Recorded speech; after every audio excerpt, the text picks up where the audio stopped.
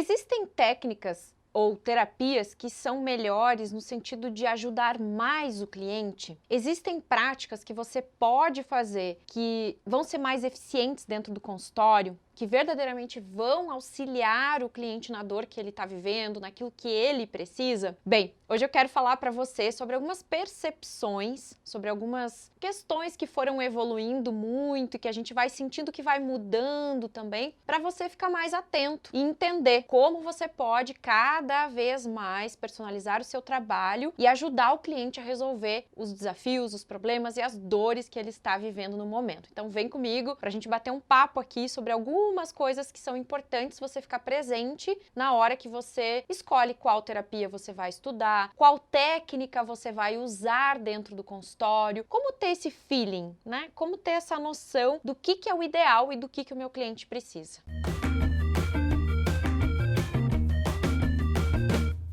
Primeiro que eu vou dizer o que eu sempre digo, né? A melhor técnica, a melhor terapia, o melhor trabalho é aquele que a gente desenvolve no consultório para atender a necessidade do nosso cliente. Quando eu penso na minha história e eu vou revisitando lá atrás todo o processo que eu vivi como terapeuta, já tô nessa área desde 2005 atuando como profissional, e de lá para cá eu vi que algumas técnicas foram indo mais fundo, elas foram se aperfeiçoando. Mas mais do que isso, tem coisas que o tempo passa e as práticas não mudam em nada. Você continua fazendo as mesmas coisas. Por exemplo, o Reiki, pelo que eu vejo, a galera que trabalha com isso ainda, quem atua na área e tá entrando agora, tá fazendo as formações de Reiki nesse momento, a gente vai ficando mais experiente, a gente vai ficando mais expert, a gente vai sentindo, a gente vai treinando esse músculo, tá, gente? Ninguém começa atendendo com Reiki, com as terapias, com as técnicas, sendo 100% especialista nisso, porque a especialização, ela vem da prática. O aperfeiçoamento vem da prática. Então não se cobre ser o terapeuta mais perfeito no primeiro atendimento. Faça, dentro das condições que você tem, tudo o que for possível para entregar o melhor para o seu cliente. Ponto. Então aí a gente já tira o peso, já tira aquela carga, né, que muitos de nós colocamos nas costas de ter que fazer o trabalho ser 100% perfeito, porque ele não vai ser. Meu primeiro atendimento não foi tão bom quanto os últimos atendimentos de consultório que eu fiz antes de ir para online. Óbvio que não, gente, porque eu comecei atendendo em 2005 e eu parei de atender no consultório em 2015. 2014, 2015, eu fui migrando pro online e aí fui diminuindo os ritmos dos atendimentos. Então fazem 5 anos que eu não tô atendendo presencialmente no consultório. Eu faço algumas mentorias, atuo no individual ainda, mas ajudando mais os terapeutas, né? Às vezes o trabalho de mentoria individual acaba virando trabalho terapêutico também, né? Então eu não deixo de atuar na área. Claro que depois de, sei lá, mais de 15, 16 anos atuando, estudando o mundo do desenvolvimento pessoal intensivamente, eu leio todos os dias, eu vejo vídeos,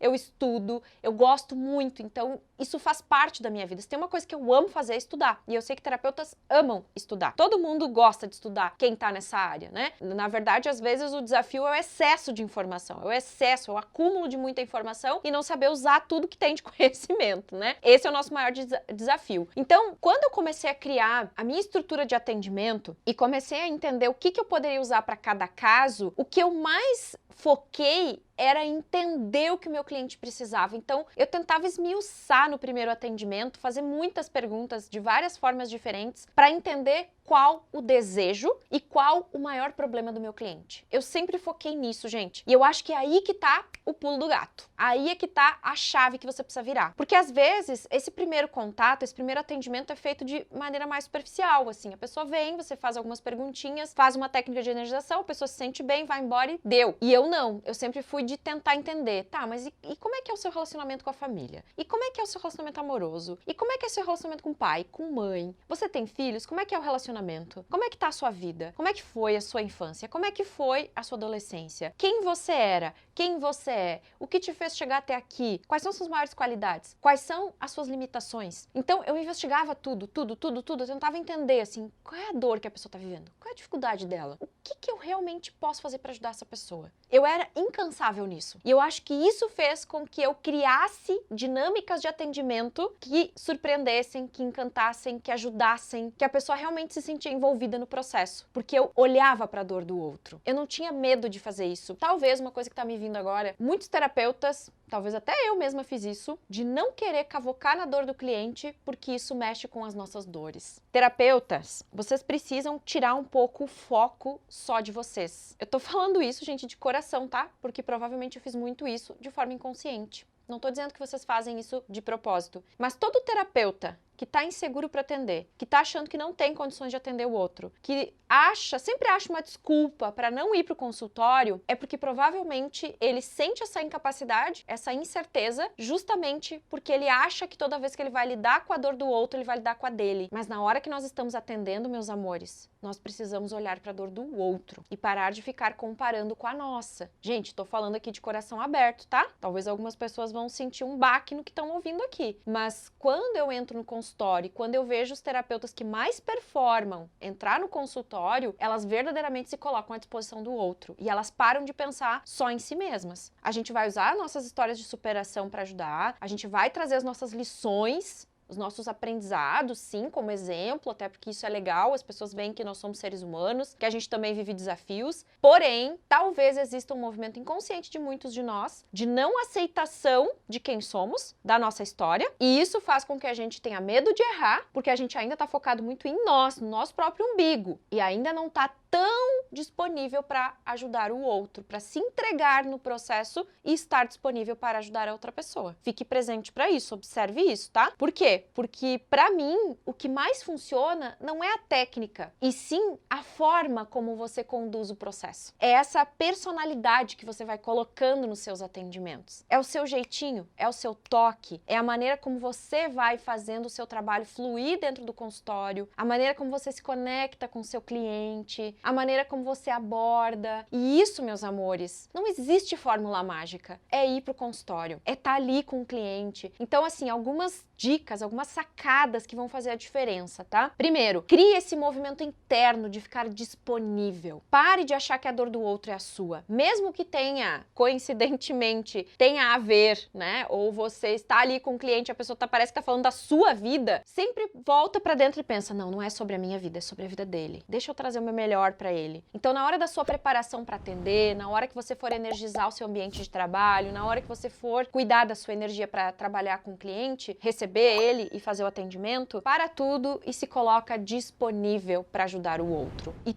tenta desvincular um pouco, sabe? Não no sentido de que você vai parar de viver a sua vida para ajudar o outro. Não é isso que eu tô querendo dizer. Eu acho que vocês estão entendendo a minha mensagem hoje, tá? É meio filosófico o negócio mesmo, é meio profundo aqui, porque a gente tá batendo um papo sobre algo que não tá tão presente, ainda tá muito oculto. Tá fazendo sentido isso que eu tô falando? Tá fazendo sentido que às vezes a gente tá tão envolvido nos nossos problemas que como terapeutas a gente se coloca num movimento de insegurança, de não querer olhar pro outro porque a gente acha que o outro tá falando da nossa dor? Faz sentido isso? Em alguns momentos você percebe que isso acontece? Não tô dizendo que isso acontece todo o tempo. Talvez esteja mais presente na vida dos que estão começando ou nem começaram ainda e ainda estão na incerteza, na insegurança de começar a atender. Comece a observar sobre isso, tá? Tô jogando palavras aqui de algo que veio na minha intuição agora, que falou alto aqui, como se alguém falasse no meu ouvido, tá? Talvez faça sentido, talvez não faça. Mas se eu voltar pra minha história como terapeuta, em alguns momentos, sim, eu me senti bloqueada, travada, porque eu pensava, meu Deus, a pessoa tá falando da minha vida, não tá falando da vida dela. Só que aí nesse momento a gente tem que ter esse olhar, essa postura de dar um passo pra trás e dizer não, calma, eu estou olhando pras minhas dores, eu estou trabalhando as minhas dificuldades, mas agora eu estou olhando para o outro. Então deixa eu estar disponível para o outro, porque muitas vezes aconteceu comigo de eu ter sacadas pra minha vida, porque eu tava ajudando aquele cliente a resolver um problema muito parecido com o meu. Eu já estava num processo de evolução, de resolução dos meus desafios, eu não tava parada sem resolver aquilo.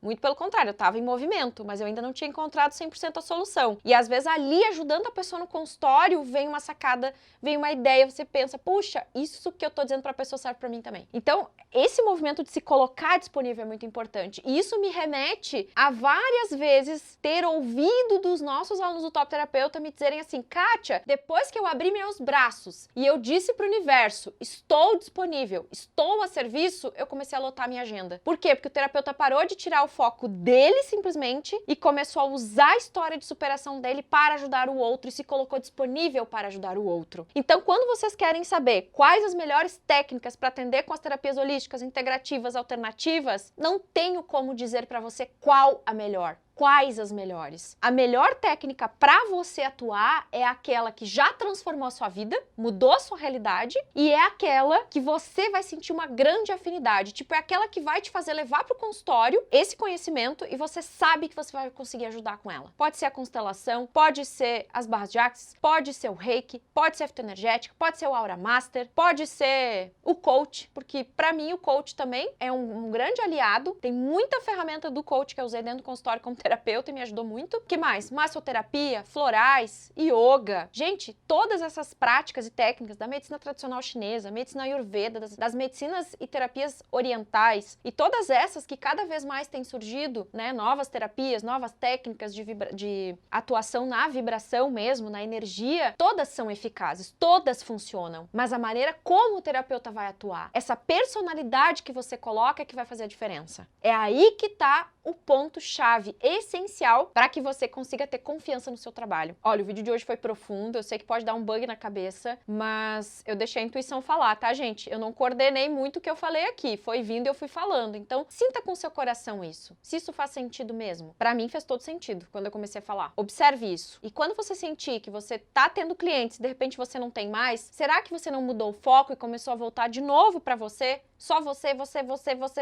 E aí a gente se coloca naquele padrão de vítima, né? Ah, eu tenho todos os problemas do mundo nas minhas costas, eu não consigo resolver minha vida. E aí eu paro de ficar a serviço da vida. Olha só que interessante, agora eu lembrei de algo aqui pra gente concluir. Eu tô ouvindo um podcast do Primo Rico, do Thiago Nigro, com as meninas Maiara e Maraísa, né?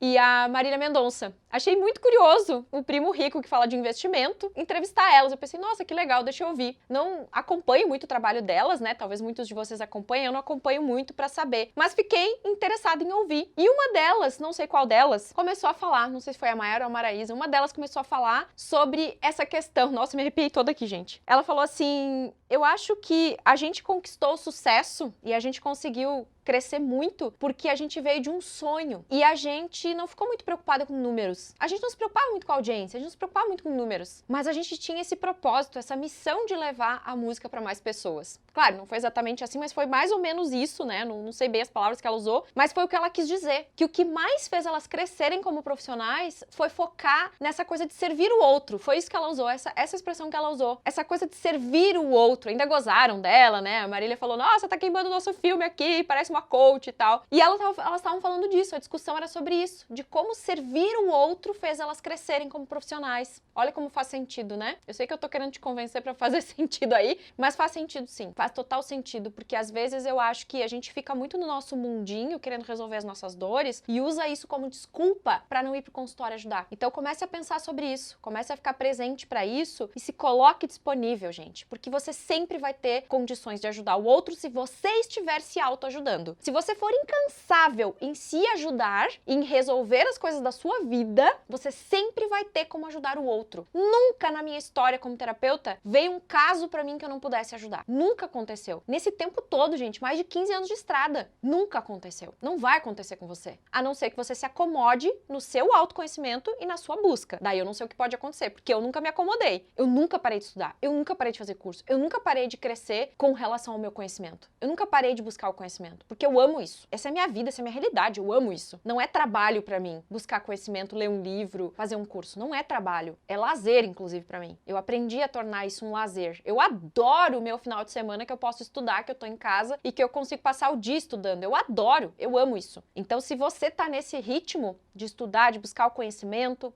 certo, o que você precisa, você vai conseguir ter resultados dentro do consultório todas as vezes que você for atender. Agora, se você se acomodar na sua busca, aí eu não sei, pode ser um caminho perigoso. Mas se não, eu tenho certeza que você sempre vai ter uma intuição, uma ideia, você vai lembrar de um livro, de uma frase, de uma coisa que você leu, de algo que você estudou, que vai ajudar outra pessoa. Só se coloque disponível. Leve essa consciência para dentro do consultório e você vai conseguir sempre ajudar as pessoas, tá bom?